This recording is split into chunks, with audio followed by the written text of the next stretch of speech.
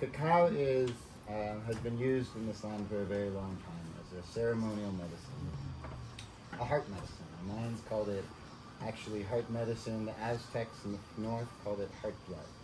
And there was this intuitive connection with the energies of the heart that Anahata chakra in yogic terms, love, compassion, forgiveness, reverence, devotion, these are the same things provoked within us from the cacao.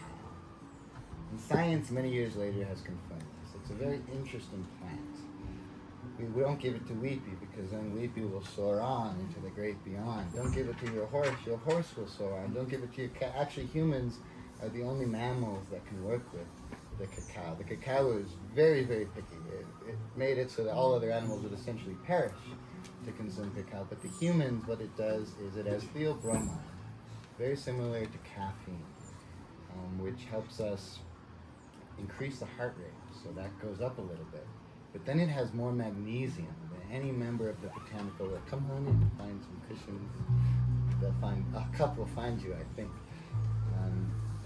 So magnesium is a natural muscle relaxer, and it has more magnesium than any member of the botanical world. So it has this interesting properties of activating both our sympathetic and our parasympathetic nervous systems.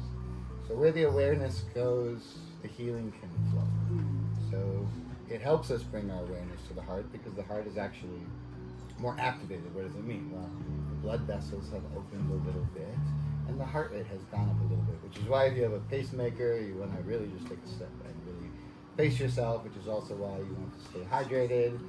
And if you feel you've had enough cacao, there's no pressure to continue drinking. And it's only very recently that a very ancient practice in India, we didn't start combining it, but it began really on these lake shores with the kirtans that came before us. So it very much lends itself to this devotional practice of mantra. So we are not performers today. Nick sometimes is a performer. Sagi, they're all sometimes performers, but today we're just practicing with everyone. We are practicing a devotional practice of bringing ourselves into the deepest intentions we can muster in the spirit of the mantra.